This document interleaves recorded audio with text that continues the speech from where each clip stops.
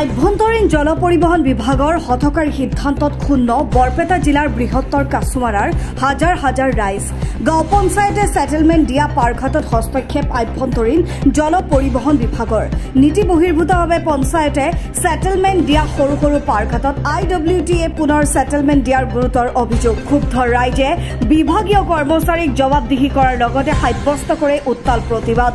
উল্লেখ্য যে চেঙা সমষ্টিৰ কাছুমাৰা বজাৰ সংযোগী পাৰঘাটকে আদি কৰি কাছুমাৰা আৰু মহচৰা গাঁও পঞ্চায়তৰ অধীনস্থ পাৰঘাটসমূহ গাঁও পঞ্চায়ত আৰু স্থানীয় অনুষ্ঠান প্ৰতিষ্ঠানৰ সাহায্যাৰ্থে দীৰ্ঘ দিনৰে পৰা চলাই আছিল। দুদিনমান পূৰ্বে হঠাৎ এই পাৰঘাটসমূহ নতুনকৈ আভ্যন্তৰীণ জল পৰিবহণ বিভাগে SB লতিফৰ নামত সেটেলমেন্ট দি দিয়ে। তাৰ পাছতে গাঁও পঞ্চায়তে সেটেলমেন্ট দিয়া পাৰঘাটকেইটা বন্ধ কৰি সম্প্ৰতি আভ্যন্তৰীণ জল পৰিবহণ বিভাগৰ নিৰ্দেশ মৰ্মে SB লতিফাই পাৰঘাট চলাই আছে। পিছে জল পৰিবহণ বিভাগৰ নীতি নিয়মক ভৰিৰে মোহাৰি সম্প্ৰতি পাৰঘাট চলোৱাৰ অভিযোগ উত্থাপন কৰিছে স্থানীয় ৰাইজে। সেয়ে ক্ষুব্ধ ৰাইজে এইদৰে পাৰঘাটতে জল পৰিবহণ বিভাগৰ এগৰাকী কৰ্মচাৰীক জবাবদিহি কৰাৰ লগতে এইদৰে প্ৰতিবাদ সাব্যস্ত কৰে। শীঘ্ৰেই এই স্থানত পকী দলং নিৰ্মাণ কৰাৰ লগতে আভ্যন্তৰীণ জল পৰিবহণ বিভাগৰ এই হঠকাৰী সিদ্ধান্ত প্ৰত্যাহাৰ কৰাৰ দাবী জনাইছে ভুক্তভোগী ৰাইজে। News desk report NH Assam.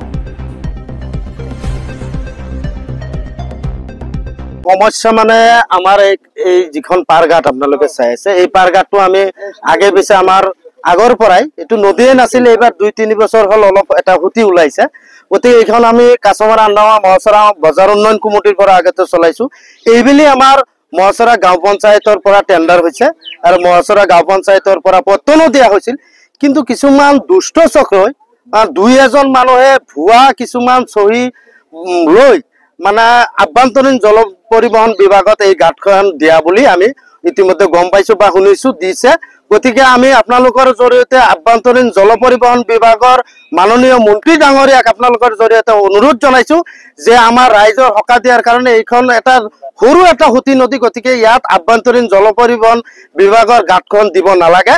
এই ঘাটখন আমি যেহেতু একেখনে চৰকাৰ, পঞ্চায়তৰ এখন চৰকাৰ, গতিকে পঞ্চায়তৰ দ্বাৰাই আমি চলাব বিচাৰিছো ৰাইজে।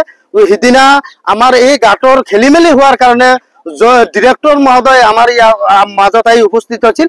ডিৰেক্টৰ মহোদয়ৰ সন্মুখত আমাৰ এই অঞ্চলৰ গোটেই ৰাইজে এটা কথাই আমি দাবী জনাই দিছো যে এই ঘাটখন যাতে কোনো পৰ্যায়ে যে আভ্যন্তৰীণ জল পৰিবহণ বিভাগত যাতে নাযায়।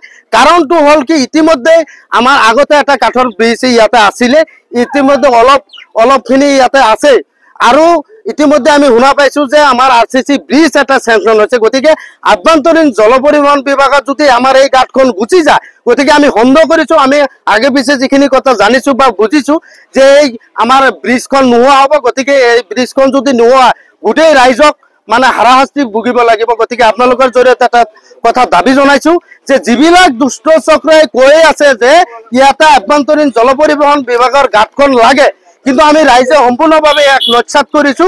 যদি অনতি পলমে, যেহেতু ট্ৰাইলত এই ঘাটখন চলি আছে বৰ্তমান, গতিকে এই ঘাটখন যদি কেঞ্চেল নহয়, গোটেই ৰাইজ মিলি আমি দিছপুৰ হওক বা মাননীয় আমাৰ মহামান্য আমাৰ জিলা উপায়ুক্তৰ কাৰ্যালয় ঘেৰাও কৰি আমি দল সংগঠনৰ পৰা আমচুৰ পৰা আমি প্ৰতিবাদী কাৰ্যসূচী লোৱাৰ কাৰণে আমি বাধ্য থাকিম।